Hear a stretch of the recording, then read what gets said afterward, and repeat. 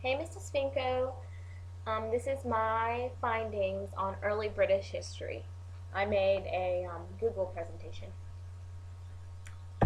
Okay, so I started looking at the BBC British history timeline, and I found that the earliest recorded ages were called the Neolithic and Bronze Age. This was from 6000 to 800 BC. And there wasn't a whole lot about the people who lived in Britain during this time, but there were some interesting things. Like in the year 3807 BC, the first footpath was constructed. I thought that was interesting because that means that people have been walking from place to place in England for a super, super long time. And then in 3500, things to do with like ceremonies and burial were appearing. So people might have been believing in like early paganist religions. I mean, I don't know, but it could have been. I thought that was cool. And then they found the first stone hinges and circles around 3300 BC. And then bronze axes were developed later.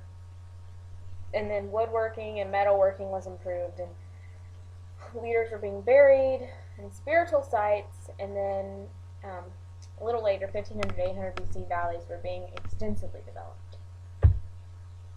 Next was the Iron Age, which was 800 BC to 43 BC.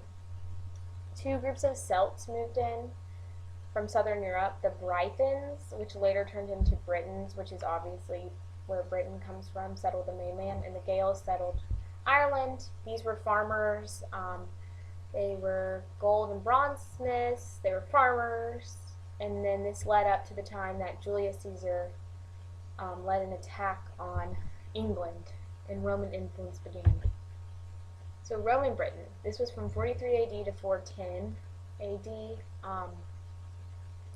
Roman armies took over. Oh, and all my previous information, the Iron Age and the beginning, I found on the timeline. But I found the Roman Britain information from the textbook. There was a really good passage in the textbook about it. So basically, the Roman army took over, and during this time, there was a lot of like war between barbarians and the Roman people and the people who have lived in England before.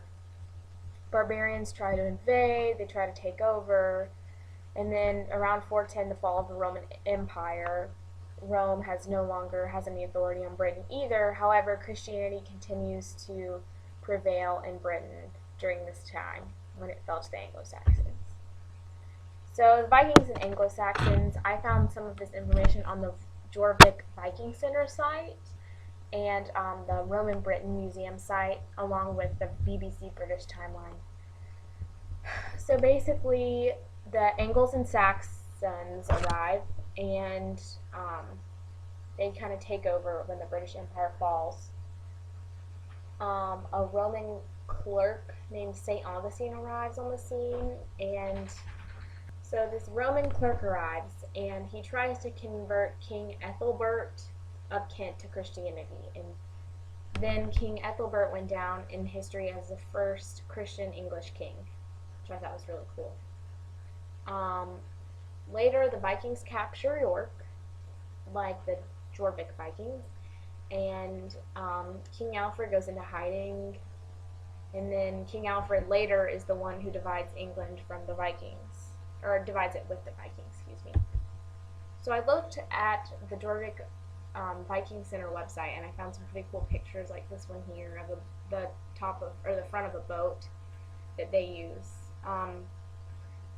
They were in England from 800 to 1050 AD. Around then, the Vikings came from Scandinavia, and they raided the monasteries and churches. No one really knows why they left their homes, other than it was a good way to just plunder people.